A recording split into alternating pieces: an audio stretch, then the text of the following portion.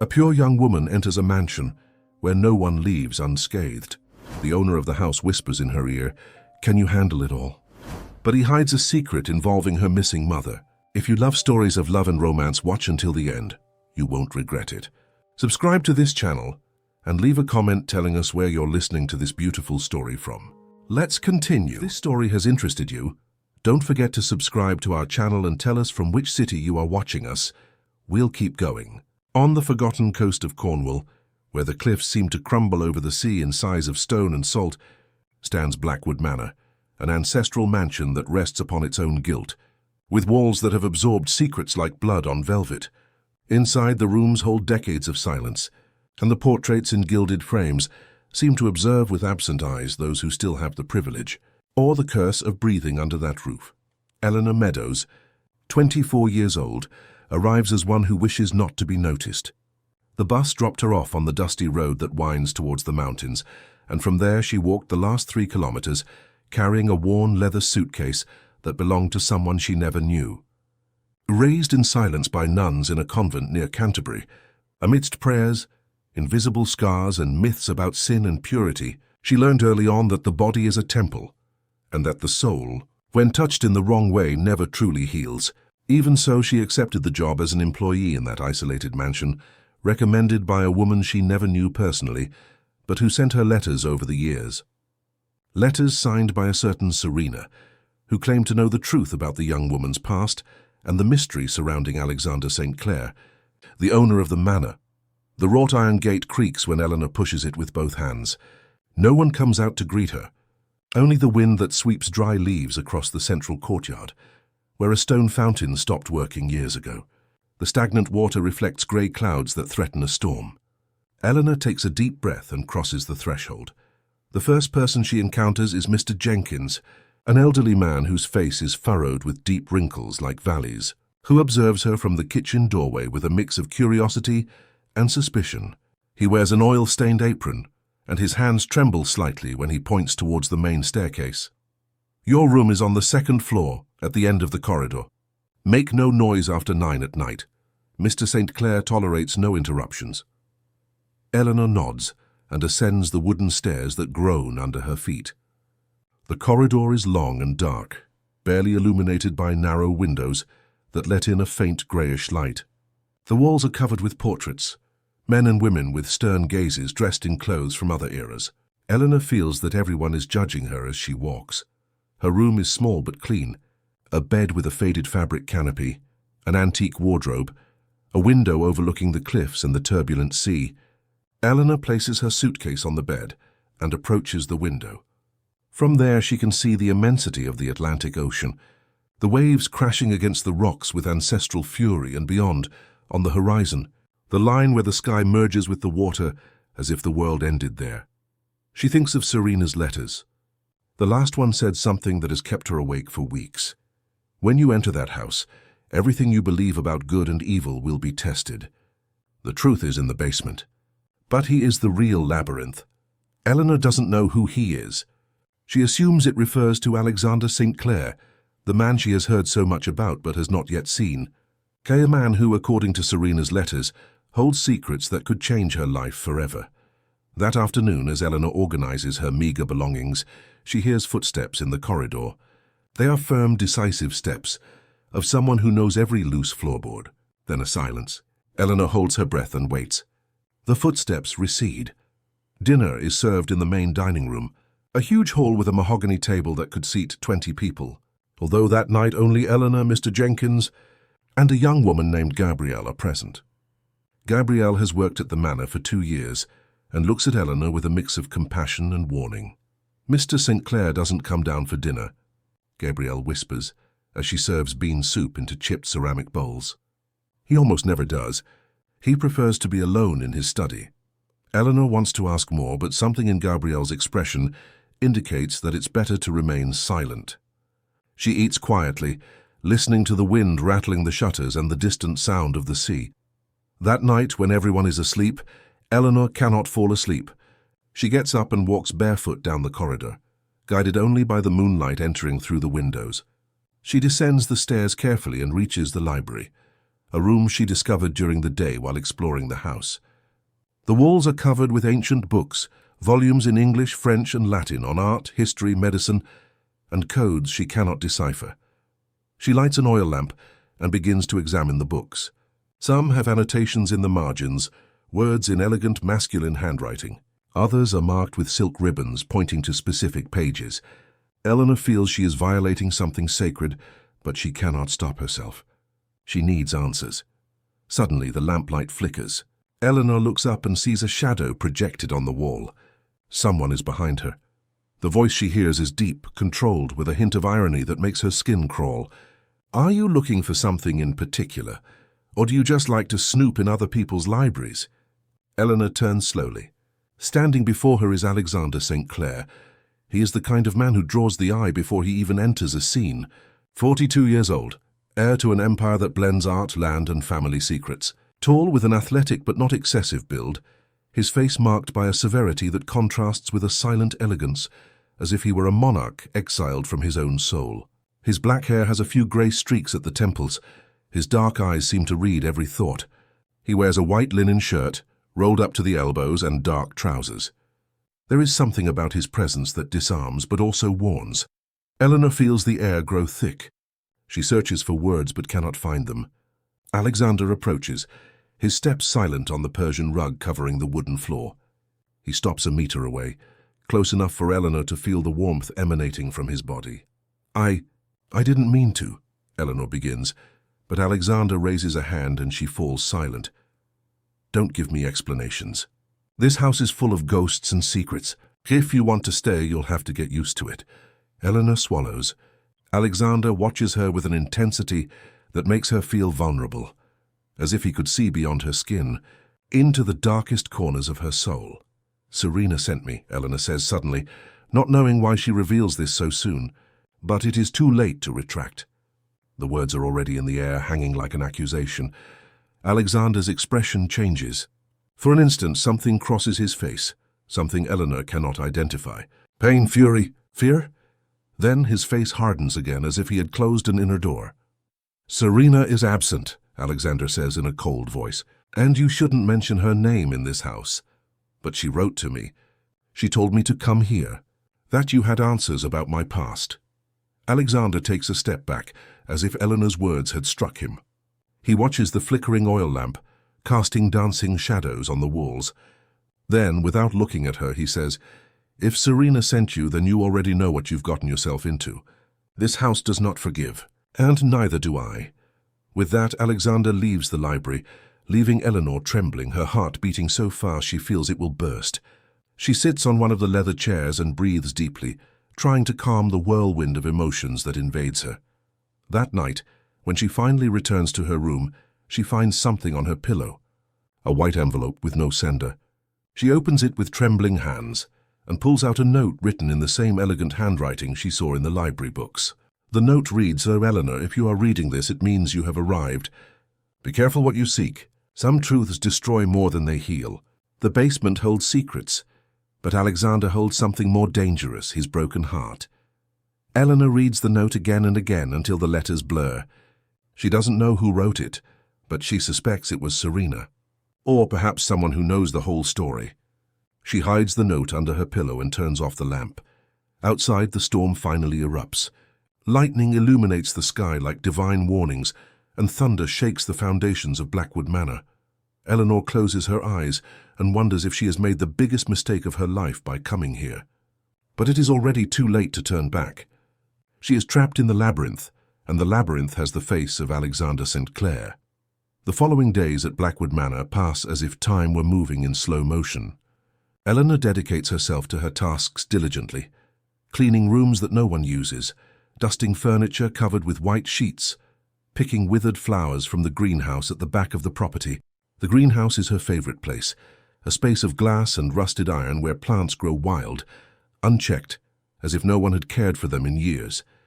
There are wild orchids, bougainvillea climbing the metal structures, and roses of such an intense red that they seem to bleed. It is in the greenhouse that Alexander finds her for the second time. Eleanor is on her knees, pulling weeds when she hears his footsteps. She doesn't need to turn to know it's him. She already recognizes the rhythm of his walk, the way the air changes when he is near. Serena loved this place, Alexander says, his voice echoing in the silence of the greenhouse. She spent hours here talking to the plants as if they could answer her. Eleanor stands up slowly, wiping her hands on her apron. Alexander stands at the entrance, arms crossed over his chest, watching her with that intensity that makes her feel exposed. "Where is she now?" Eleanor asks, trying to keep her voice firm. "The letters she sent me stopped 6 months ago. The last one said she was coming here, but she never arrived." Alexander approaches, his steps measured, calculated. He stops in front of a red rose and touches it delicately, as if afraid to break it. "Serena disappeared," he finally says. "One night without saying goodbye, without a trace. Some say she went north, others that she returned to London. I only know that she left." Eleanor feels a knot in her stomach. "And you didn't look for her?" Alexander's gaze hardens. "Looking for someone who doesn't want to be found is futile. Serena made her decision, but she promised me answers. She promised me that here I would find the truth about who I am." Alexander turns to her, and for the first time Eleanor sees something vulnerable in his eyes. "Who are you, Eleanor Meadows? The lost daughter of a woman who kept too many secrets? Or simply someone looking for a past you might not want to find?" The words hit Eleanor like punches. She feels her legs tremble, but she stands firm. "I won't leave until I have answers." Alexander smiles, but it is a humorless smile. "Then prepare to suffer. This house does not give easy answers." With that he walks away, leaving Eleanor alone among the flowers and shadows. That afternoon, as Eleanor sweeps the main hall, Gabrielle approaches with a tray of coffee and sweetbread. She sits on one of the antique sofas and motions for Eleanor to join her. "You need to know something about this house," Gabrielle says in a low voice, looking towards the door as if afraid of being overheard. "About Mr. St. Clair and Serena." Eleanor drops the broom and sits beside her, her heart racing. Gabrielle is about 30 years old, with long black hair tied in a braid and eyes that have seen too much. Serena wasn't just an employee here. She was much more. Alexander's confidant, Gabrielle hesitates, his only link to the outside world. After what happened with his sister, Alexander locked himself away. Serena was the only one who could get close. "What happened to his sister?" Eleanor asks, leaning forward. Gabrielle lowers her voice even more. "Sophia St. Clair. She disappeared 10 years ago under strange circumstances. Some say she ran off with a lover. Others that something bad happened to her. She was never found. Alexander never recovered. Since then, it's as if he lives in an invisible prison, punishing himself for something that might not have been his fault." Eleanor feels a shiver. "And Serena knew the truth?" Gabrielle nods. "Serena investigated for years. She spoke of a circle of powerful people, old families with dark secrets. She said that Sophia's disappearance was no accident, that there was something bigger behind it. But she could never prove it. And then she also disappeared, 6 months ago. One morning she simply wasn't there. Her room was empty, as if she had never existed. Alexander doesn't talk about it, but I know he looks for her. I've seen the letters he sends, the calls he makes. But no one knows anything." Eleanor feels the puzzle pieces beginning to fit, but the picture is still blurry. "Why would she send me here?" Gabrielle looks at her with compassion. "Perhaps because you are part of the answer. Or perhaps because she knew that only you could reach Alexander in a way no one else can." Before Eleanor can respond, they hear footsteps in the corridor. Gabrielle quickly stands up, collects the tray and walks away. Eleanor is left alone with more questions than answers. That night, Eleanor decides to explore the basement. Serena's note mentioned that the truth was there, and she can't wait any longer. She waits until the house is silent, then descends the stairs with a candle in her hand. The basement is at the west end of the manor, behind a heavy wooden door that creaks when she opens it. The air is damp and cold. The stairs spiral down into darkness. Eleanor descends slowly, her heart beating so loudly she can hear it in her ears. At the bottom of the stairs is a long corridor, with doors on both sides. The first door is locked, the second one too, but the third is ajar. Eleanor pushes the door and enters. It is a small room, full of old boxes and trunks. She raises the candle and begins to explore. The boxes contain old documents, faded photographs, letters yellowed by time. Eleanor opens one of the trunks and finds women's clothing, elegant dresses from another era, high-heeled shoes, jewelry wrapped in velvet. At the bottom of the trunk is a diary. Eleanor takes it with trembling hands and opens it. The first page reads, Diary of Sophia St. Clair. Eleanor feels the air escape her lungs. She reads the first lines written in youthful, hurried handwriting. Today I turned 18. Alexander gave me a pearl necklace that belonged to our mother. I wore it to the party, and everyone said I looked beautiful. But I don't feel beautiful. I feel trapped. This house is a gilded cage, and I am the prisoner no one sees. Eleanor turns the pages, reading fragments of Sophia's life. She talks about elegant parties, about suitors her family rejected, about dreams of escaping and seeing the world. But as she continues, the tone changes. The entries become darker, more desperate. I met someone. I can't say his name, not here. But he's different. He understands me, he sees me. We've made plans to leave together. Alexander would never accept it, but I don't care. For the first time in my life, I feel like I can be free. The last entry is dated 10 years ago, 2 days before Sophia's disappearance. Tomorrow, we leave. I've packed the essentials. I left a letter for Alexander, explaining everything. I hope he forgives me someday. But I can't stay here. I can't keep being the perfect girl everyone expects. I need to live. Eleanor closes the diary and presses it against her chest. Sophia didn't disappear. She ran away. But then, why does Alexander believe something bad happened to her? And where is she now? Suddenly, she hears footsteps in the corridor. Eleanor quickly extinguishes the candle and hides behind the boxes. The door opens and Alexander enters with an oil lamp. He stops in the center of the room, looking at the open trunks. I know you're here, Eleanor, he says without looking at her. I can feel you. Eleanor slowly emerges from her hiding place. Alexander looks at her, and there is something in his eyes that frightens her. It's not anger, it's pain. Did you find what you were looking for? He asks in a hoarse voice. I found Sophia's diary. She left because she wanted to be free. Alexander closes his eyes as if the words had physically hurt him. That's what everyone says, but you don't know the whole story. Then tell me, Eleanor pleads, approaching him. Help me understand. Alexander opens his eyes and looks at her intently. Sophia was all I had left after our parents passed away. It was my responsibility to protect her. And I failed. You didn't fail. She chose to leave. No, Eleanor, she didn't choose. She was deceived, manipulated by someone who used her to get to me. And by the time I realized it, it was too late. Eleanor feels the ground shift beneath her feet. What do you mean?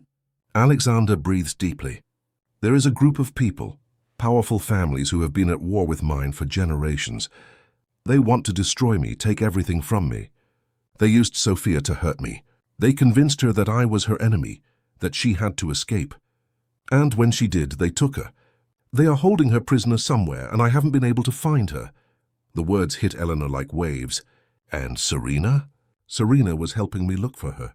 She found clues, names, places. But then she also disappeared. And now you are here, sent by her, and I don't know if you are part of the solution or part of the problem. Eleanor feels tears in her eyes. I just want to know who I am. Serena promised me answers. Alexander steps so close that Eleanor can feel his breath on her face. Answers come at a price, Eleanor. Are you willing to pay it? Eleanor nods, unable to speak. Alexander raises his hand and touches her cheek with a softness that surprises her. For a moment, the world stops. Only the two of them exist in that cold, dark basement room. Then stay, Alexander whispers. Help me find Sophia and Serena, and perhaps along the way you will find your own answers. Eleanor closes her eyes and nods again. She doesn't know what she's getting into, but she can no longer turn back. She is trapped in Alexander St. Clair's labyrinth, and a part of her no longer wants to leave. The following weeks transform the relationship between Eleanor and Alexander. They are no longer strangers who look at each other with suspicion, but allies united by a common purpose. Every night, after everyone is asleep, they meet in the library to review the documents Serena left behind. They are letters, photographs, old newspaper clippings, maps marked with red circles. Everything points to a pattern, a network of people connected by blood ties and secrets.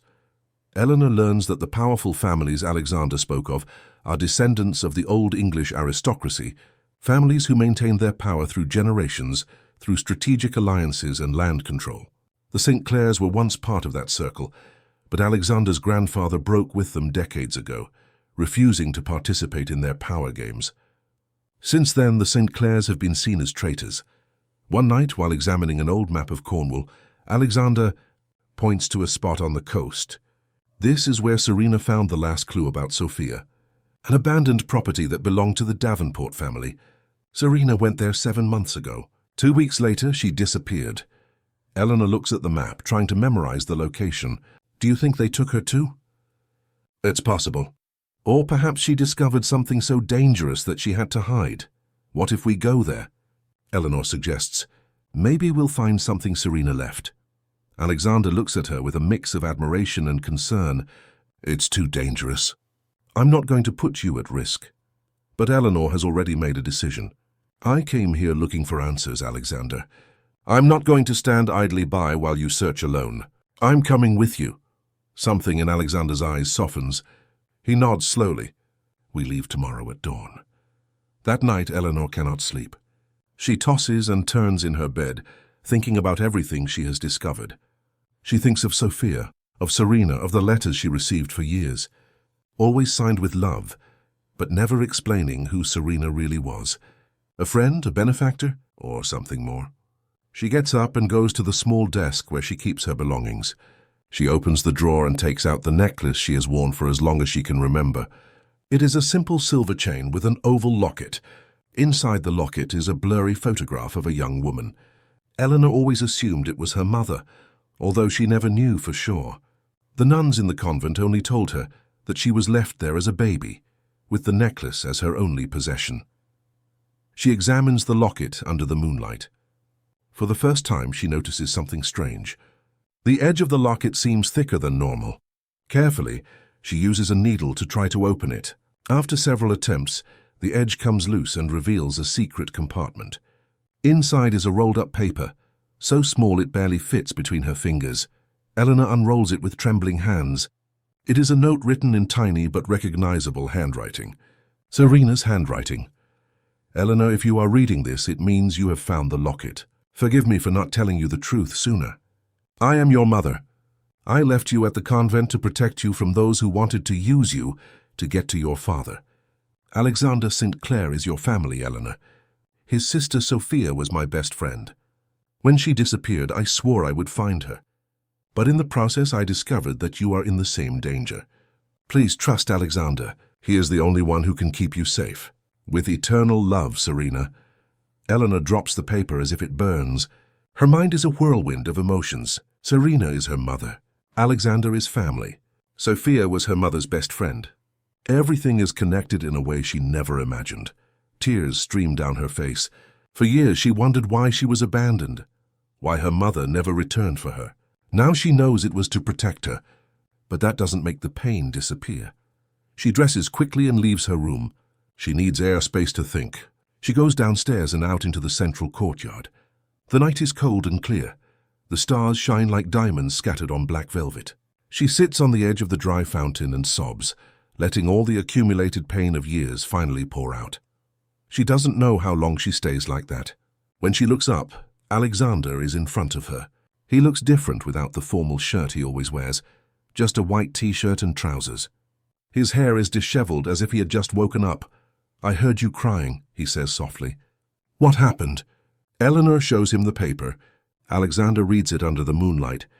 His expression changes, from surprise to understanding, and then to something deeper that Eleanor cannot identify. So you are, he begins, but doesn't finish the sentence. Serena's daughter, your niece. Sophia was my aunt. Alexander sits beside her on the edge of the fountain. For a long moment, neither speaks. Then he says, Serena never told me. All these years working together, and she never mentioned she had a daughter. I suppose she had her reasons, Eleanor replies, wiping away her tears. To protect me from those who would harm me. Alexander looks at her with a new intensity. Now I understand why she sent you here. Not just to find answers, but for me to protect you. Eleanor feels something change between them. They are no longer simply allies. They are family. But at the same time, there is something more, an electric current that pulses when their gazes meet, when their hands accidentally brush. Alexander stands up and extends his hand to her. "Come, there's something you need to see." Eleanor takes his hand and he guides her back into the house. They go upstairs to the third floor, a part of the manor Eleanor has not yet explored. Alexander opens a door at the end of the corridor. It is a large room, filled with moonlight streaming through wide windows. The walls are covered with framed photographs. "This was Sophia's room," Alexander explains. "I kept it exactly as she left it." Eleanor walks slowly around the room, examining the photographs. In one of them, she sees a beautiful young woman with dark hair and bright eyes. Next to her is another woman, younger, with a shy smile. Eleanor recognizes that smile. It's Serena. "They were inseparable," Alexander says, pointing to the photo. "Serena lived in the village, but spent all her time here with Sophia. When Sophia disappeared, Serena was devastated. She swore she would find her no matter the cost." Eleanor touches the glass of the frame. "And then she had a baby." "She had me," Alexander nods. "It was a year after Sophia's disappearance. Serena went to Canterbury for several months. When she returned, she was different. More serious, more determined. She never spoke of what happened during that time." "Who is my father?" Eleanor asks, though she fears the answer. Alexander hesitates. "I don't know." Serena never said. "But," his voice softens, "I believe you have a right to know, and we will find the truth." Eleanor turns to him. Their eyes meet and the world seems to stop. Alexander raises his hand and touches her cheek with a tenderness that disarms her. "I'm sorry for everything you've suffered, Eleanor. I'm sorry Serena felt she had to hide you. I'm sorry I wasn't there to protect you." "It's not your fault," Eleanor whispers, her voice barely audible. "But now you're here, and I swear I won't let anything happen to you." The promise hangs in the air between them. Eleanor feels her heart beat so loudly that Alexander must be able to hear it. She moves a little closer, and he doesn't retreat. Their faces are inches apart. Eleanor can feel the warmth of his breath, the scent of coffee and tobacco that surrounds him. For a moment it seems they are going to kiss. But then Alexander steps back, breaking the spell. "It's late," he says in a tense voice. "You should rest. Tomorrow will be a long day." Eleanor nods, trying to hide her disappointment. "Good night, Alexander." "Good night, Eleanor." She leaves the room and returns to her own. She lies down in bed, but her mind cannot stop thinking about Alexander, about the almost kiss, about the way he looked at her. She knows that what she feels for him is dangerous. He is her uncle, her family. But at the same time, she cannot deny the attraction between them. The next morning, Eleanor wakes early. She dresses in comfortable clothes, denim trousers and a cotton blouse, and goes down to the kitchen. Mr. Jenkins is making coffee. He looks at her with his tired eyes and hands her a cup. "You're going with him to the village, aren't you?" the old man asks. "Yes, we're going to look for clues about Serena and Sophia." Mr. Jenkins nods slowly. "Be careful, Miss Eleanor. There are things in this story that are best left buried." Before Eleanor can respond, she finds something under her cup. A folded paper. She opens it and reads, "The truth about your father is in the county archives. Look for the name Raphael Davenport, but be careful, he is still looking for you." Eleanor looks at Mr. Jenkins in surprise. "Did you leave this?" The old man walks away without answering, leaving Eleanor with more questions than answers. Raphael Davenport. That surname sounds familiar. She saw it in Serena's documents. He is one of the members of the circle of powerful families. She hears the sound of an engine. Alexander is waiting outside, with an old but functional pickup truck. Eleanor puts the paper in her pocket and goes out to meet him. They get into the vehicle and begin the journey along the winding mountain roads of Cornwall. During the drive, Alexander tells her more about Sophia, about her dreams of being a painter, about how she loved the sea. Eleanor listens, creating a mental image of the aunt she never knew. She wonders if Sophia is alive somewhere, waiting to be rescued, or if the truth is much darker than either of them wants to admit. When they finally arrive at the coastal village, where the abandoned Davenport property is located, the sun is high in the sky. The property is surrounded by a stone wall covered with vines. Alexander parks the truck and they both get out. The iron gate is rusted but open. They enter slowly, alert to any danger. The house is large but in ruins. The windows are broken, the walls covered with mold. Eleanor feels a shiver run down her spine. There is something deeply disturbing about this place. "Let's look for anything Serena might have left," Alexander says, turning on a flashlight. They separate, each exploring different rooms. Eleanor finds a room that was once elegant, with dust-covered furniture and crooked portraits hanging on the walls. In a corner, she sees an old desk. She approaches and begins to open the drawers. Most are empty, but in the last one she finds an envelope with her name written in Serena's hand. With trembling hands, Eleanor opens the envelope and pulls out a letter. The letter trembles in Eleanor's hands as she reads the words written by her mother. "My dearest Eleanor, if you are reading this, it means you have come further than I expected. It means Alexander trusts you, and that gives me hope. There are things you need to know, truths I have kept for too long. Your father is Raphael Davenport, the heir to one of the most powerful families in Cornwall. When I fell in love with him, I didn't know who he really was. He made me believe he was different, that he wasn't like his family. But I was wrong. When I became pregnant with you, I discovered that Raphael was involved in Sophia's disappearance. She had discovered secrets about his family, documents that proved illegal activities dating back generations. Raphael seduced her, gained her trust, and then handed her over to his family, not to harm her but to keep her quiet. Sophia is alive, Eleanor. She is being held somewhere I have not yet been able to identify. When Raphael discovered that I knew the truth, he tried to stop me. I had to flee and hide you where he couldn't find you. I left you at the convent knowing that the pain of separation would haunt me every day, but it was the only way to keep you safe. Now, years later, I have been gathering evidence. I know where Sophia is, but Raphael has found me. I don't know how much longer I can hide. If I don't return, look in the place where the sea kisses the rocks at sunset. There you will find everything you need. Forgive me, my beautiful child. I have loved you every second of your life, even when I wasn't by your side. Your mother, Serena." Eleanor finishes reading with tears streaming down her cheeks. The letter answers some questions but generates many more.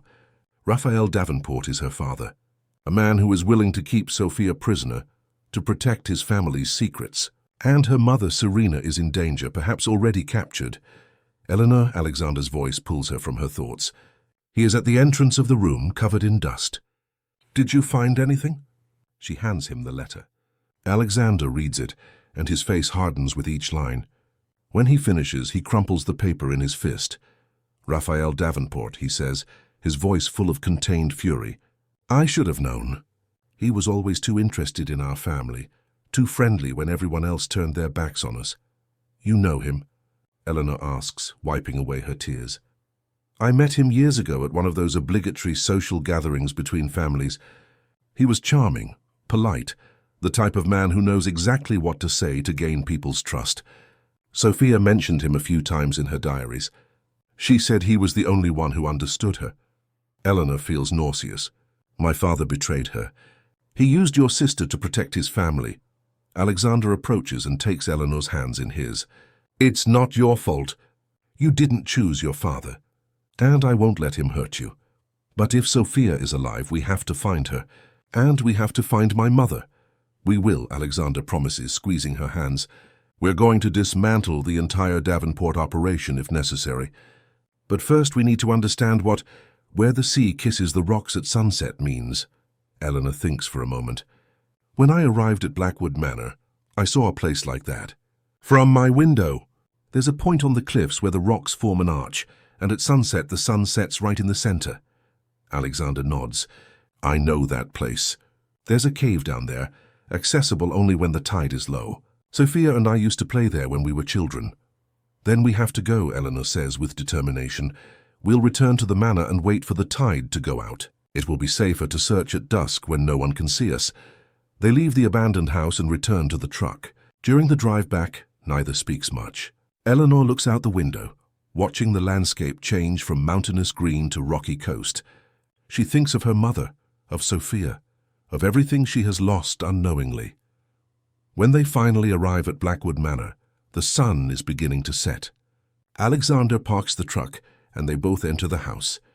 Gabriel greets them with a worried look. "Mr. Jenkins has been looking for you." she says nervously. He says some men came asking about you. Eleanor's heart races. What men? He didn't say their names, but he said they looked dangerous, that they weren't from here. Alexander and Eleanor exchange glances. The Davenports have found them. We need to go to the cave now, Alexander says. We can't wait until dusk, Eleanor nods. They quickly go up to their rooms to change clothes. Eleanor puts on sturdy trousers and boots. When she comes down, Alexander is waiting for her with flashlights and a rope. It can be dangerous, he warns.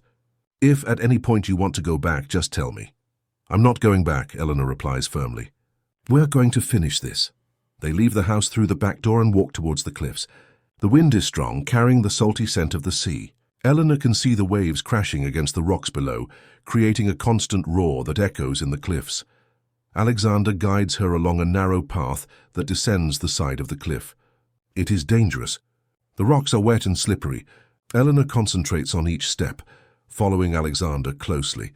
Finally, they reach the entrance of the cave. It is a narrow opening between the rocks, barely visible unless you know where to look. Let's go in, Alexander says, turning on his flashlight. Be careful of the sharp rocks. They enter the cave. The interior is cold and damp, the sound of the sea amplified against the stone walls. The flashlight beams create dancing shadows that seem to come alive. They walk deeper into the cave, following a natural tunnel that extends into the darkness. After what seems like an eternity, the tunnel opens into a large chamber. Eleanor raises her flashlight and gasps. The walls are covered with sealed boxes, documents in plastic bags, and in the center of the chamber, there is a makeshift table with more papers and photographs. Serena was here, Alexander says, approaching the table. This is her research work. Eleanor begins to examine the documents. They are financial records, contracts, photographs of men in elegant suits gathered in luxurious halls. All are marked with notes in Serena's handwriting. Names, dates, connections. It is a complete network of corruption and secrets involving the most powerful families in the region. And then Eleanor sees something that makes her stop. A photograph of a group of people at a party. She recognizes some of the faces from the previous documents, but there is one person who catches her attention. A young woman with dark hair and sad eyes. Sophia. Alexander, Eleanor whispers, showing him the photograph. This photo is recent. Look at the date on the back. Alexander takes the photograph with trembling hands. The date is 3 months ago. Sophia looks different, thinner, with longer hair, but it is definitely her. She's alive, Alexander says, his voice cracking. After all these years, she's alive. Eleanor continues examining the documents and finds a note written by Serena.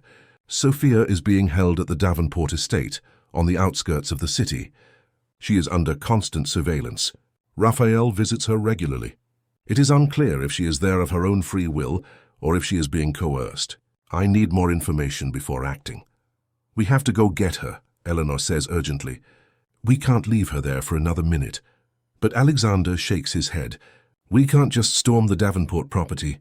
They have security influence. If we go without a plan, they'll stop us and then we'll never be able to help Sophia. Then what do we do? Eleanor asks, frustrated. We need help. I know someone in the city. A journalist who has been investigating the powerful families.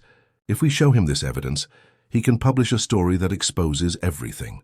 That will give us the coverage we need to rescue Sophia. Eleanor nods, knowing Alexander is right. They begin to collect the most important documents, putting them in a backpack Alexander brought. They work in silence, aware that every second counts.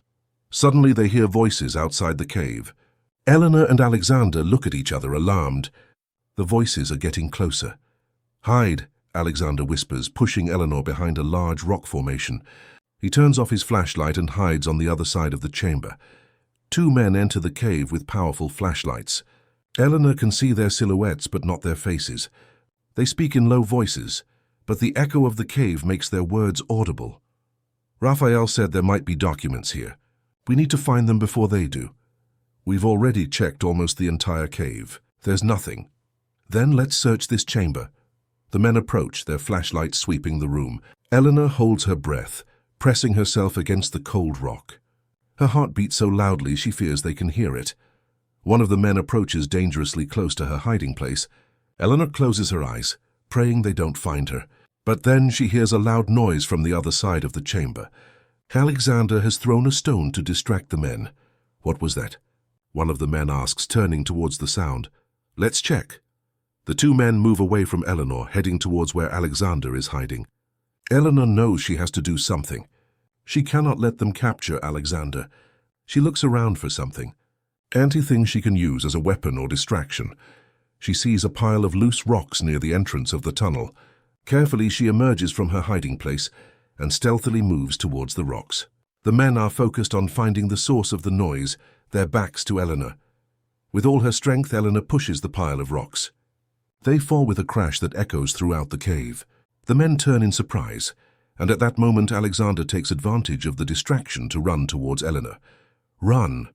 Alexander shouts, grabbing her hand. They run through the tunnel, the men's voices pursuing them.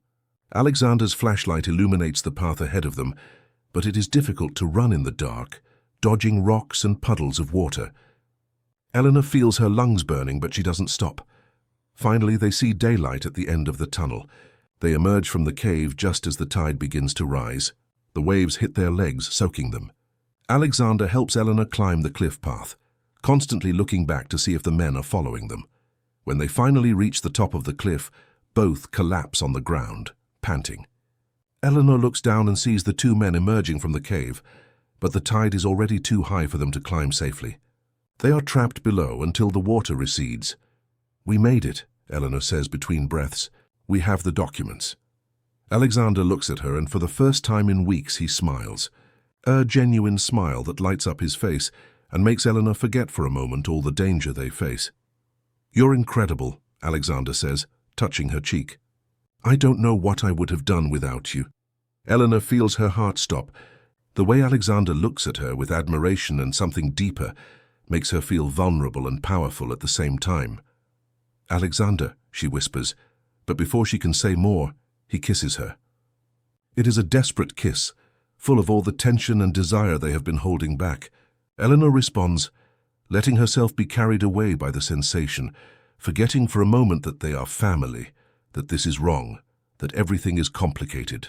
In this moment, only the two of them exist on the edge of the cliff, with the sun setting behind them and the sea roaring below. The kiss ends as abruptly as it began. Alexander pulls away from Eleanor, his expression changing from desire to horror in a matter of seconds. He stands up and steps back several paces, running his hands through his hair in a gesture of frustration. "I shouldn't have done that," he says in a tense voice. "I'm sorry, Eleanor. I shouldn't have." Eleanor stands up too, her heart still racing. Her lips still feel the warmth of the kiss. "Don't apologize," she says softly. "I wanted it too." "But it's not right," Alexander replies, avoiding her gaze. "You're my niece. Your family." The words hit Eleanor like a bucket of cold water. He's right. Everything is wrong. But at the same time, what she feels for Alexander is stronger than any logic or morality. "Serena isn't really your sister," Eleanor says, searching for justifications. "She was Sophia's best friend. We don't share blood. But Sophia is my sister, and Serena raised you as her daughter. That makes us family in all the ways that matter." Eleanor feels tears of frustration in her eyes. "Then what do we do? Do we pretend this didn't happen?" Alexander finally looks at her, and there is so much pain in his eyes that Eleanor feels her heart break. "I don't know," he admits. "But for now we need to focus on finding Sophia and Serena. Afterwards we'll deal with this." Eleanor nods, although every part of her wants to argue, wants to tell him that love doesn't follow rules, that what they feel for each other is real no matter the circumstances. But she restrains herself. He's right about one thing. Rescuing Sophia is the priority. They return to Blackwood Manor in silence. The tension between them is palpable, like an electrical cable about to snap. When they arrive, Mr. Jenkins waits for them at the door with a grave expression. "Those men returned," he says in a low voice. "They left a message for you, Mr. St. Clair." He hands him an envelope. Alexander opens it and reads the contents, his face hardening with each word. When he finishes, he crumples the paper in his fist. "What does it say?" Eleanor asks with apprehension. "It's from Raphael Davenport. He says he knows we have Serena's documents. He gives us 24 hours to hand them over, or, his exact words, the consequences will be irreversible." Eleanor feels fear grip her. What are we going to do? We're going to use those 24 hours to expose everything. Early tomorrow we travel to the city and meet with the journalist I mentioned. Once the story is public, Raphael won't be able to touch us without drawing attention. That night, Eleanor cannot sleep. She tosses and turns in her bed, thinking about everything that has happened. About her disappeared mother, about Sophia held captive, about Raphael Davenport, the father she never knew and who now poses a threat. And above all, she thinks about Alexander, about the kiss they shared, about what it means. Near midnight, she hears a soft knock on her door. She gets up and opens it. Alexander is there, still dressed with a tortured expression. "I can't sleep," he says simply. "I needed to see you." Eleanor steps aside to let him in. Alexander walks to the window and looks out at the dark sea. Eleanor approaches but keeps her distance, respecting the space he needs. "I've been thinking," Alexander begins without looking at her, "about everything that has happened. About Sophia, about Serena, about you. For 10 years I have lived with the guilt of not being able to protect my sister. I blamed myself every day, and when Serena disappeared too, I felt I had failed again." He turns to Eleanor, and she can see tears in his eyes. "But then you arrived. And for the first time in years, I felt something more than pain and guilt. I felt hope. I felt," he pauses, searching for the right words, "I felt that perhaps I could be something more than a broken man." Eleanor feels her own breathing become erratic. "Alexander," she whispers. "I know this is wrong," he continues, moving towards her. "I know I shouldn't feel what I feel for you. But I can't help it, Eleanor. From the moment you entered this house, something in me changed. You made me want to live again, not just exist." Eleanor closes the distance between them and takes his hands. "I feel the same way. I don't care what society or morality says. What I feel for you is real." Alexander pulls her close, wrapping his arms around her. They stay like that for a long moment, simply holding each other in the darkness. It is an embrace that says everything words cannot, an acknowledgement that what they have is complicated and impossible, but also undeniable. Finally, Alexander pulls away, though he keeps his hands on Eleanor's shoulders. "Tomorrow, after we expose the Davenports, after we rescue Sophia, we will talk about this properly." "I promise you," Eleanor nods. "Okay, but Alexander, one more thing." "Yes?" "I don't regret the kiss." A sad smile crosses Alexander's face. "Neither do I." With that, he leaves the room, leaving Eleanor with a whirlwind of emotions. She lies down again, but this time, although her mind is agitated, she manages to get some sleep. Morning comes too quickly. Eleanor wakes with the sun streaming through her window. She quickly dresses in city-appropriate clothes and goes downstairs. Alexander is already waiting with the truck ready. Gabrielle has prepared a thermos of coffee and some food for the journey. "Be careful," Gabrielle says, hugging Eleanor. "And if you see Serena, tell her everyone here misses her." "We will," Eleanor promises. The journey to the city takes 3 hours along winding roads. Alexander drives in silence, focused on the road. Eleanor looks out the window, watching the landscape change from rocky coast to green mountains, and finally to the bustling city of Canterbury. When they arrive, Alexander guides her through narrow streets to an old building in the historic centre. They go up to the 3rd floor and knock on the door of an office with a sign that reads, "Investigative Journalism, George Ramsay." The door opens, and a man of about 50 appears with glasses and a grey beard. His face lights up when he sees Alexander. "Alexander, my friend, come in." "And you must be," he looks at Eleanor curiously. "Eleanor Meadows." "I am." She hesitates for a moment. "I'm helping Alexander with his investigation." George ushers them into his office, which is cluttered with books, files, and newspaper clippings taped to the walls. They sit around a messy desk. "So," George says, pouring them coffee from an old coffee maker, "what do you have for me?" Alexander pulls out the documents they recovered from the cave and places them on the desk. George examines them with an expert's eyes, his expression growing more serious with each page he reads. "This is," George begins, his voice full of astonishment, "this is gold. Documents proving corruption, bribery, manipulation. The Davenports and the other families are finished if this is published." "That's the plan," Alexander says. "But we need you to publish it as soon as possible. They gave us a 24-hour ultimatum." George nods, already pulling out his laptop. "I can have an article ready to publish online in 6 hours. and I'll contact my colleagues in other media to replicate it. By midnight, this will be national news. While George works, Eleanor gets up and walks around the office, examining the clippings on the walls. Many are about the powerful families of Cornwall, their scandals, their political connections. And then she sees something that makes her stop. An article about a woman who disappeared 6 months ago. The photograph is blurry, but Eleanor would recognize that face anywhere. It's Serena. George, Eleanor calls, pointing to the article. What do you know about this case? George approaches and looks at the clipping. Ah, yes, Serena Vega. She disappeared after asking too many questions about the Davenport family. I tried to investigate, but I ran into walls at every turn. It's as if someone erased her existence. Any clue where she might be? Eleanor asks, her voice trembling. George shakes his head. But, he pauses, if the Davenports have her, she's probably in the same place as any other secret they want to hide. Their estate on the outskirts of the city. That's where Sophia is, Alexander says quietly. Then it's possible Serena is there too. Eleanor feels a mix of hope and fear. We can rescue them both. But George raises a hand in warning. That estate is a fortress. Private security, high walls, cameras everywhere.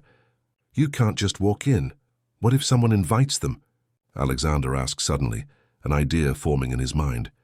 Raphael wants the documents. What if I tell him I'm willing to negotiate? That would give me access to the estate. It's too dangerous, Eleanor protests. They could capture you. Not if George publishes the article first. Once the information is public, Raphael wouldn't dare harm me. It would be too obvious. George nods slowly. It could work, but you'd need more than courage. You'd need concrete proof that Sophia and Serena are there, or the police won't act. Then we need a detailed plan, Alexander says, spreading a map on the desk. George, I need you to get me the blueprints of the Davenport estate. How am I supposed to do that? George asks, though he is already picking up the phone. You have contacts everywhere. I'm sure someone at the town hall owes you a favor. George smiles. You're right. Give me an hour. While George makes calls and works on the article, Eleanor and Alexander go for a walk through the streets of Canterbury. They need fresh air, space to think. They walk in silence for a while, absorbing the bustle of the city, the street vendors, the aroma of street food. Finally, Eleanor breaks the silence. What if this doesn't work? What if Raphael wins? Alexander stops and looks at her intently. He's not going to win. I won't allow it. I've lost too much already. I'm not going to lose you, too. The words hang in the air between them. Eleanor wants to say something, but she doesn't know what. Instead, she takes Alexander's hand and squeezes it. He responds by squeezing back, and they continue walking, their hands intertwined, not caring who sees them. When they return to George's office, he has good news. I got the blueprints, and my article is almost ready. I just need to verify a few more facts and I can publish it. Excellent, Alexander says, studying the blueprints. The estate has 3 main buildings. The main house where Raphael probably lives, a service building, and an old building that used to be a warehouse. If I were Raphael and wanted to hide someone, I would use the warehouse. Makes sense, George agrees. It's far from the main house, less foot traffic. Then that's our target, Alexander says. Eleanor, you'll stay here with George. It's too dangerous, but Eleanor shakes her head firmly. No, I'm coming with you. Serena is my mother. Sophia is my family. I'm not staying behind. Alexander opens his mouth to protest, but the expression on Eleanor's face stops him. He knows there is nothing he can say to make her change her mind. All right, he finally concedes. But you follow my instructions to the letter. Understood. Understood, Eleanor replies. George looks between the two of them and smiles. You two make a good team. Eleanor and Alexander exchange glances, a moment of silent connection that says more than 1,000 words. Yes, Eleanor thinks, we are a good team. No matter what happens, we will face this together. The plan is executed with military precision. At 6 in the evening, George publishes the article on his online platform. Within minutes, other media begin to replicate it. By 7, it is trending on social media. The names of the powerful families, including the Davenports, are on everyone's lips. Authorities announce they will open immediate investigations. Alexander watches everything from George's office, phone in hand. Now, he says, dialing a number. It's time to make the call. Eleanor listens as Alexander speaks with Raphael Davenport. The conversation is tense, full of veiled threats from both sides.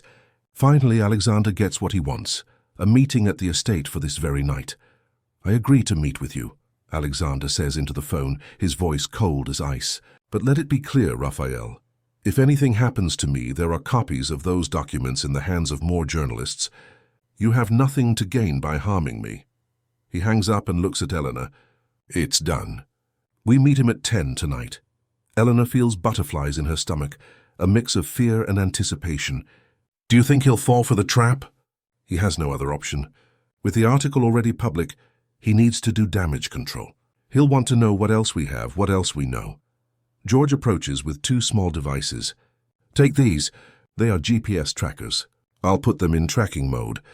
If anything goes wrong, I'll know exactly where you are and I can send help." He also gives them 2 small cameras they can hide in their clothes. "Record everything you can. Any additional evidence will be useful." Eleanor and Alexander prepare for the encounter.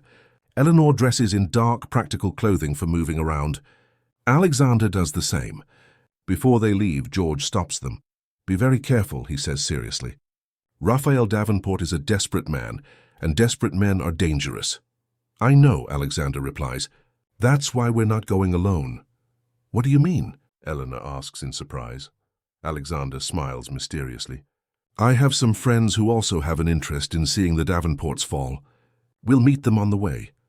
They leave the city as the sun sets on the horizon. They drive along increasingly deserted roads until they finally meet another vehicle parked by the side of the road. 3 men get out, all dressed in dark clothing.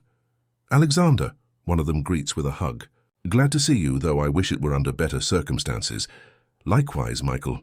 "Eleanor, these are Michael, Charles, and Robert. They worked with my father years ago. They are trustworthy." Eleanor greets them cautiously. The men look rugged, but their eyes are kind. Michael gives her a reassuring pat on the shoulder. "Don't worry, lass. We'll look after you. The St. Clairs have always been good to us. It's time we returned the favor." The plan is simple. Alexander and Eleanor will enter through the main gate, as if going to the agreed meeting. Michael and the others will wait outside, ready to intervene if necessary. Once inside, Alexander will distract Raphael while Eleanor searches for Sophia and Serena in the old warehouse. "Sounds dangerous," Charles comments, "but it could work." "It has to work," Eleanor says with determination. They arrive at the Davenport estate just before 10. It is exactly as George described it, a fortress. High walls, security cameras, guards at the entrance. Alexander shows Raphael's invitation, and they are allowed to pass after a thorough check. They drive along a long tree-lined driveway until they reach the main house. It is an impressive colonial structure, all stone and wrought iron, with perfectly manicured gardens. An elderly man in a suit greets them at the door. "Mr. Davenport awaits you in his study," he says in a monotone voice. "Follow me." As they walk through the house's corridors, Eleanor observes everything. She counts the doors, memorizes the turns, looks for any indication of where the warehouse they saw in the blueprints might be. She sees a back door that leads to the gardens, and beyond it an old stone building. It has to be the warehouse. Raphael's study is exactly what Eleanor would expect from a powerful man. Walls covered with antique books, a massive mahogany desk, leather chairs, and behind the desk, Raphael Davenport himself. It is the first time Eleanor sees her biological father. He is a handsome man in his 60s, with perfectly combed grey hair, dark eyes that evaluate every movement. He wears an impeccable suit and holds a glass of whiskey. When he sees Eleanor, something crosses his face. Recognition, curiosity, perhaps even remorse. "Alexander," Raphael says in a soft but firm voice. "And you must be Eleanor. I've heard a lot about you." Eleanor feels her blood boil. "Really?" "Because I didn't know anything about you until a few days ago." Raphael has the decency to look slightly embarrassed. "I regret that. The circumstances were complicated." "Complicated," Eleanor repeats sarcastically. "That's an interesting way to describe abandonment." Alexander places a hand on Eleanor's shoulder, a reassuring gesture. "We didn't come here to talk about the past, Raphael. We came because you said you wanted to negotiate." Raphael sits down and motions to the chairs in front of his desk. "Sit down. Let's talk like civilized adults." Eleanor and Alexander sit, though Eleanor remains tense, ready to act at any moment. Raphael pours 2 more glasses of whiskey and slides them towards them. "I see you published the documents Serena collected," Raphael says, taking a sip of his drink. "It was a clever move. Now the authorities will be investigating my family. We'll face consequences. But," he pauses, "those documents don't tell the whole story." "What do you mean?" Alexander asks, his voice cautious. "I mean that Serena was not the saint everyone believes. She also had her secrets, her own motivations to destroy my family." "That's a lie," Eleanor says, standing up. "My mother dedicated her life to finding the truth about what you did to Sophia." Raphael also stands, his expression hardening. "Your mother? Ah, so you know now." "Yes, Eleanor, I am your father. And Serena, well, she was many things to me. Lover, confidant, enemy. But a dedicated mother, that's questionable." Eleanor feels tears burn in her eyes, but she refuses to shed them in front of this man. "You have no right to speak of her. You forced her to hide me, to flee." "I protected her," Raphael corrects. "When she became pregnant, I offered her everything. Money, security, a future for you. But she chose the difficult path. She chose to investigate me, to make me her enemy." "Because she discovered what you did to Sophia," Alexander interjects, his voice full of contained fury. "You manipulated her, used her, and then hid her so she couldn't reveal your secrets." Raphael laughs, but it is a humorless laugh. "Is that what you believe? That I kidnapped Sophia and am holding her prisoner somewhere? Alexander, please, give your sister more credit." "What do you mean?" Alexander asks, confused. "I mean that Sophia is here of her own free will. She has been here all this time, living comfortably because she chose to stay." The words hit Alexander like a punch. "That's impossible. Sophia would never choose to be with you. Why don't you ask her yourself?" Raphael says, pressing a button on his desk. The study door opens and a woman enters. Eleanor recognizes her immediately from the photographs. Sophia St. Clair, but she is not the frightened young woman Eleanor imagined. She is an elegant, self-assured woman, dressed in an expensive gown and sparkling jewelry. "Hello, Alexander," Sophia says with a sad smile. "You've aged." Alexander slowly stands up as if in a trance. "Sophia," he whispers, "is it really you?" "It's me," she confirms, approaching. "I know you have many questions, and you deserve answers." Eleanor watches the scene with growing confusion. This makes no sense. If Sophia is here of her own free will, then everything they believed was a lie.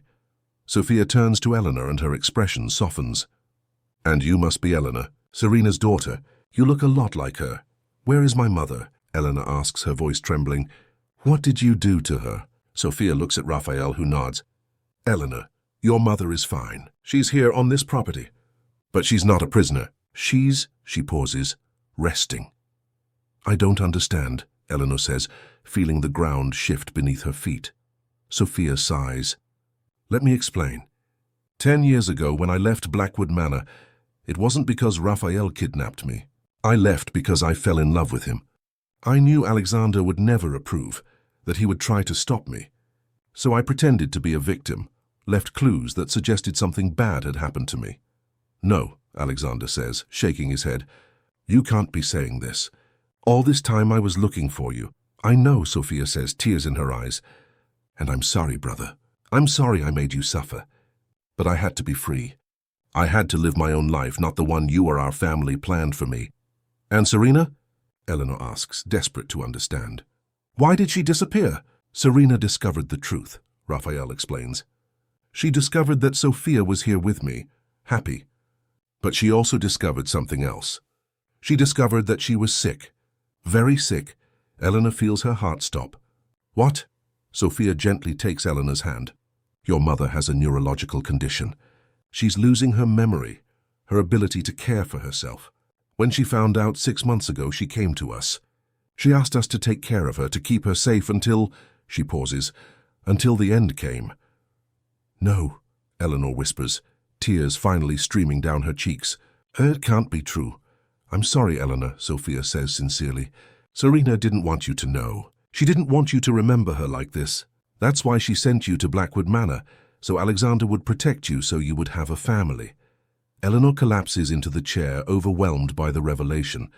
Everything she believed, everything she fought for was based on lies and misunderstandings. Her mother is not a prisoner. She is sick. Sophia was not kidnapped. She chose to leave. Alexander also looks devastated. He looks at his sister with a mix of relief and betrayal. For 10 years, Sophia. 10 years I thought you were in danger. And I'm sorry, Sophia says, hugging him. I'm sorry for every second of pain I caused. But I couldn't live in that gilded cage, Alexander. You loved me so much you were suffocating me.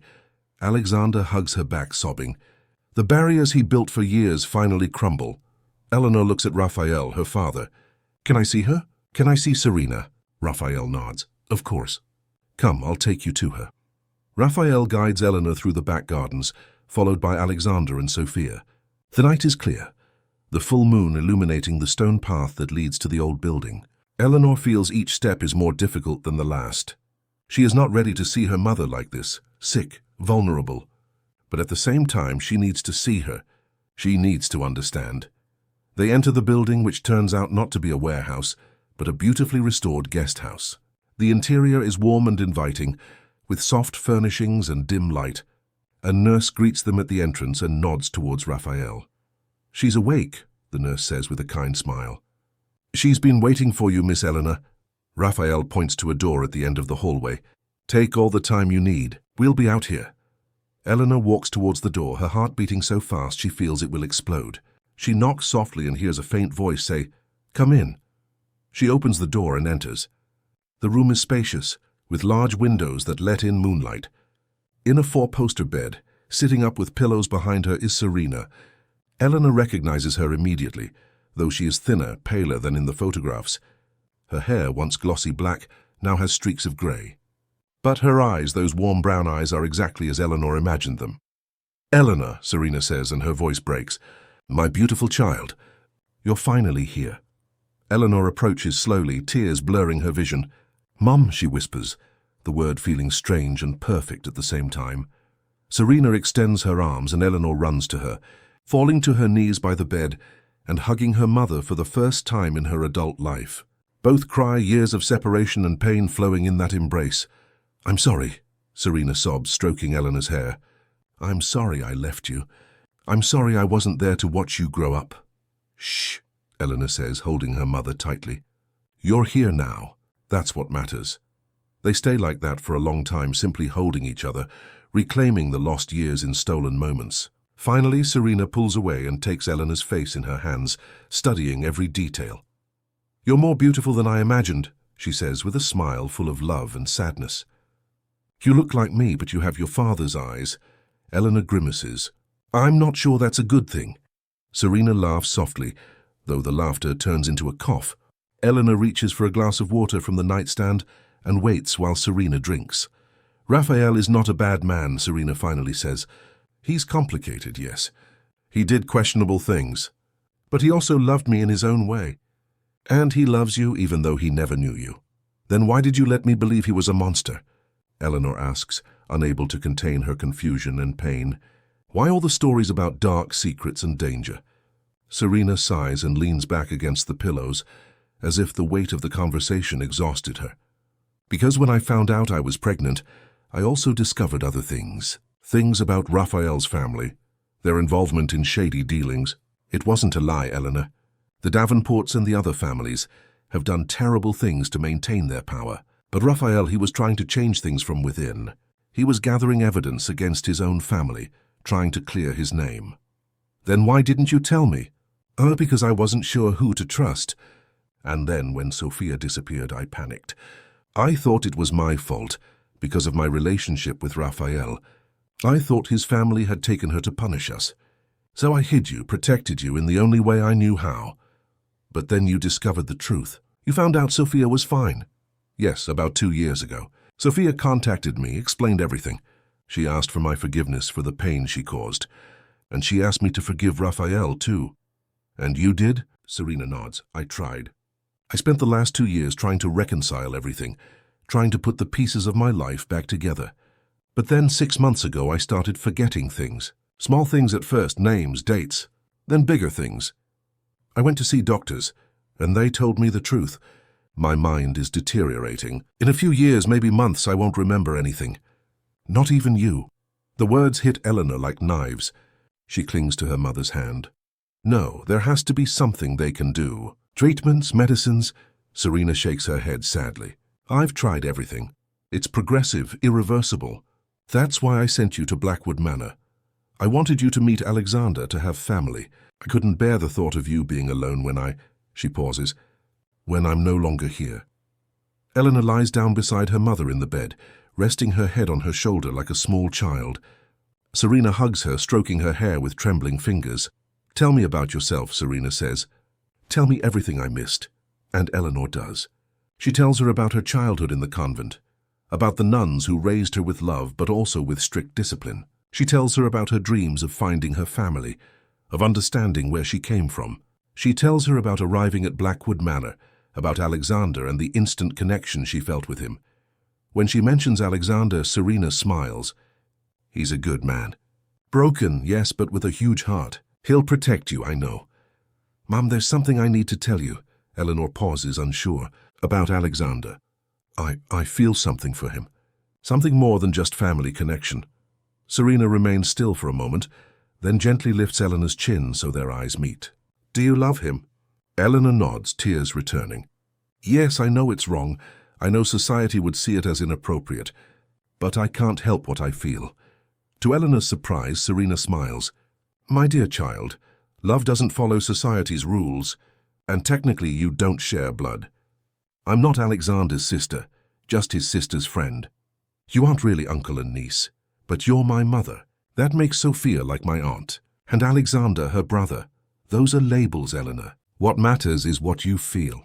If Alexander loves you and you love him, if you make each other happy and treat each other with respect, then who can say it's wrong? Serena's words give Eleanor a peace she hasn't felt in weeks. They spend the next few hours talking, laughing, crying, making up for all the lost years in a single night. Serena tells her stories about her youth, about her friendship with Sophia, about how she met Raphael at a party and instantly fell in love despite knowing it was complicated. Finally, as the first rays of dawn begin to filter through the windows, Serena starts to fall asleep. Eleanor tucks her in carefully and sits beside her, simply watching her, memorizing every detail of her face. There's a soft knock on the door. Eleanor silently gets up and leaves the room. Alexander is in the hallway, waiting. He looks tired, his eyes red from crying. How is she? He asks softly. Asleep, tired, but happy to have seen me. Alexander nods. Sophia told me everything. About her illness, about why Serena decided to hide here. Eleanor approaches him and takes his hand. How do you feel? About Sophia, about everything? Alexander sighs deeply. I don't know. I'm relieved that she's well, that she's happy. But I'm also angry. She made me suffer for 10 years. She made me think I had failed as a brother. You didn't fail, Eleanor says firmly. She made her own choices. Selfish choices perhaps, but hers. I know. Sophia and I talked for hours. She asked for my forgiveness and he pauses. I forgave her, because I love her, and because I understand that she needed to be free. Eleanor smiles. You're a good man, Alexander St. Clair. He looks at her with intensity. Eleanor, about what you said on the cliff about us. I've been thinking. Eleanor's heart races. And? Alexander takes her other hand, holding both of them in his. I've spent 10 years living in the past, punishing myself for things I couldn't control, but you have shown me that there is still a future for me, that I can still be happy. Alexander, Eleanor whispers, I don't care what society says. I don't care if it's complicated or unconventional. I love you, Eleanor. I love you in a way I never thought I could love anyone. And if you feel the same, if you are willing to face the world with me, then I want to try. I want to build something real with you. Eleanor feels tears stream down her face, but this time they are tears of happiness. Yes, she says, laughing and crying at the same time. Yes, 1,000 times yes. Alexander pulls her close and kisses her. It's not like the desperate kiss on the cliff. This kiss is soft, full of promise and hope. It is the beginning of something new, something beautiful. When they separate, they find Sophia and Raphael watching them from the end of the hallway. Sophia is smiling, tears streaming down her face. Raphael has a more serious expression, but there is approval in his eyes. So, Sophia says, walking towards them, does this mean you'll finally have the family you always wanted, brother? Alexander looks at Eleanor, then at Sophia. Yes, I suppose so. Raphael clears his throat. Eleanor, there's something I need to tell you. I know I haven't been a part of your life. I know I have no right to call myself your father. But if you'll allow me, I'd like to get to know you. I'd like to be a part of your life in whatever way you want. Eleanor looks at this man who is her biological father, but a stranger in every other sense. Part of her is still angry, still resentful, but another part, the part that heard Serena speak of him with affection, is willing to give him a chance. We can try, she finally says. Slowly, without expectations. Raphael nods, clearly relieved. That's all I can ask. The first rays of sunlight fully illuminate the hallway, bathing everyone in golden light. It is a new day, a new beginning. Eleanor knows there are still challenges ahead. The following months bring profound changes to Blackwood Manor. The first thing Alexander does is open all the windows, letting the sun into every room that has been closed for years. The white sheets that covered the furniture are removed. The dusty rooms are cleaned and renovated. The house that was once a monument to sadness and isolation slowly transforms into a home full of life and hope. Eleanor officially moves into the manor, not as an employee, but as Alexander's partner. At first, there are whispers in the village. People talk about the unconventional nature of their relationship, about how she is technically his niece by association. But Alexander and Eleanor face the gossip with dignity and unwavering love. They do not hide. They walk through the village hand in hand, attend church together, demonstrating to the world that what they have is real and beautiful. Gabrielle and Mr. Jenkins become fervent allies. Gabrielle embraces Eleanor like a sister, happy to see Alexander finally smile again. Mr. Jenkins, who was initially wary, ends up being a wise confidant for both, offering advice when challenges seem overwhelming. Sophia visits regularly from the city. She and Alexander are rebuilding their sibling relationship, healing the wounds of the past with honest conversations and quality time. Sophia apologizes again and again for the pain she caused, and Alexander, with patience and love, assures her that he has forgiven her. Even Raphael makes occasional visits, awkwardly trying to build a relationship with Eleanor. Lunches are uncomfortable at first, filled with tense silences, but gradually they become easier. Eleanor learns that her father, though imperfect, genuinely regrets his past mistakes and is trying to be better. But the most significant change is Serena's move to Blackwood Manor. Eleanor insists that her mother spend her last lucid days surrounded by love and family. They convert one of the first-floor rooms into a comfortable space for Serena, with a view of the sea she loves so much. 5 full-time nurse cares for her medical needs, but it is Eleanor who spends every free moment with her. Mornings become sacred. Eleanor wakes early and prepares herbal tea, which she brings to her mother's room. They sit together, watching the sunrise over the ocean, talking about everything and nothing. Serena tells her stories of her own childhood, of her youthful dreams, of the moments when Eleanor was a baby, before she had to leave her in the convent. One day, as they sit like this, Serena takes Eleanor's hand. "There's something I need you to know," she says softly. "About the locket I left you." Eleanor touches the necklace she now wears openly. "What about it?" "Inside the secret compartment there was a note from me. But there's another secret. The locket itself, its design is a map." Eleanor examines the locket more closely. The engraved patterns she always thought were decorative now seem to form lines and symbols. "A map of what?" Serena smiles mysteriously. "Of a treasure my grandmother left me. Gold and jewels hidden during the Civil War. I never looked for it, because I was afraid of drawing attention. But now it's yours. Use it to build the life you want with Alexander." Eleanor hugs her mother with tears in her eyes. "I already have all the treasure I need," she whispers. "I have you, I have Alexander, I have a family. That's worth more than all the gold in the world." Serena strokes her hair. "You are exactly the daughter I always dreamed you would be. Strong, compassionate, wise beyond your years." As the weeks pass, Serena's condition deteriorates. There are good days where she is alert and conversational. But there are also bad days where she doesn't recognize anyone, where she is confused and scared. On those days, Eleanor simply sits by her side, holding her hand, singing lullabies the nuns taught her. Alexander is a pillar of strength during this time. When Eleanor is emotionally exhausted, he holds her and lets her cry. When she needs space to process, he gives it without asking. And when she needs someone to share the burden of caring for Serena, he is there, helping with the most difficult tasks without complaint. One night, after a particularly difficult day, Eleanor and Alexander sit on the patio under the stars. The air smells of salt and jasmine. Eleanor leans against Alexander, her head on his shoulder. "Do you ever regret it?" Eleanor asks quietly. "Falling in love with me?" "All this complication." Alexander kisses the top of her head. "Never, not for a second. You brought me back to life, Eleanor.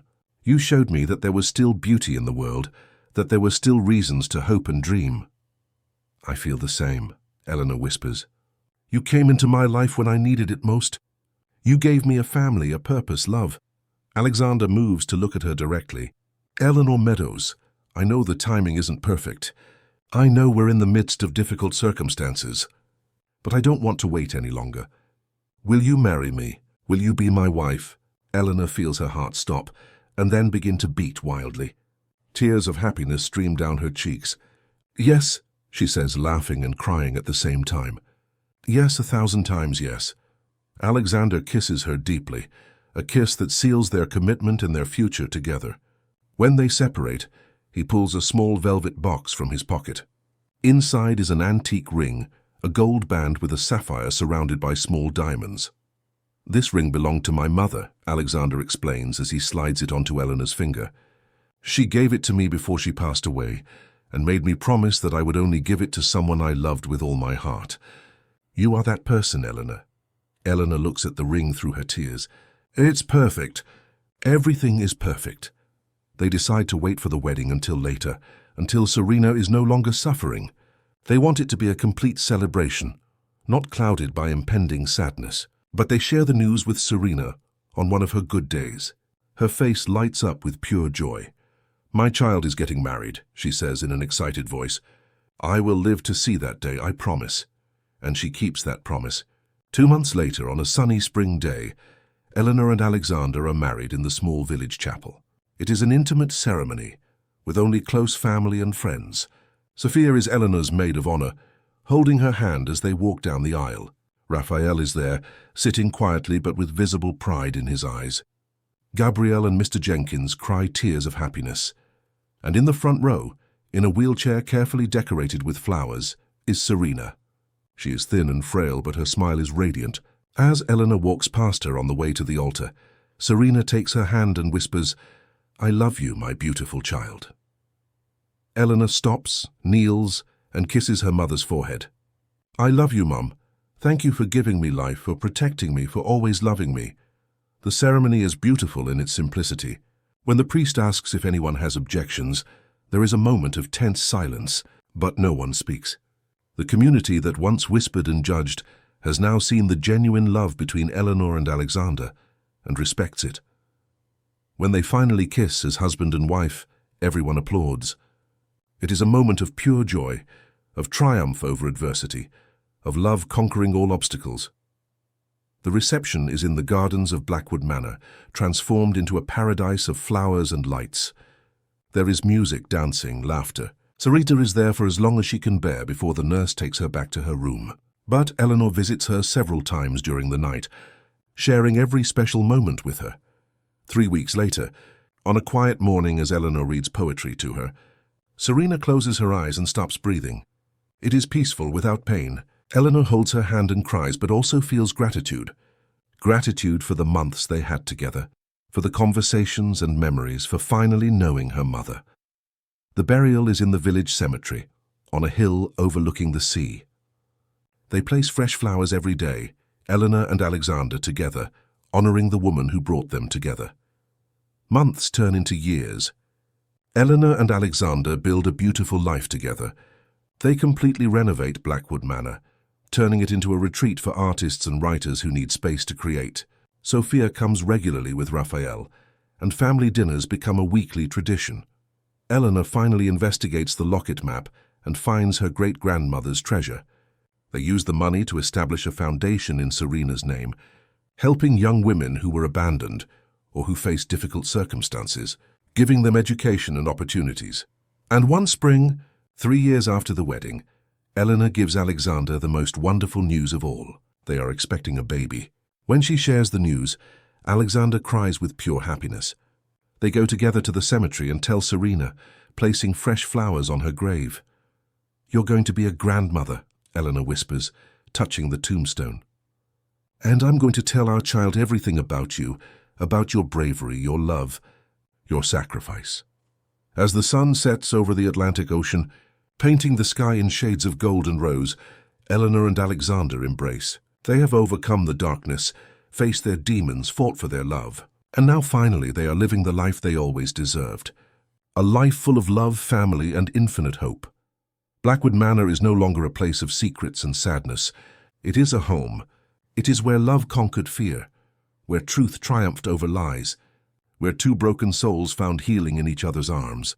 And as they walk back to the house, hand in hand, with a bright future before them, they know that no matter what challenges come, they will face them together. Because that's what true love does. It doesn't run from difficulties. It faces them, overcomes them, and becomes stronger in the process. This is their story. A story of love, loss, redemption, and hope. A story that proves that even in the deepest darkness, there is always a light waiting to be found. And sometimes that light takes the form of a person who enters your life and changes everything forever.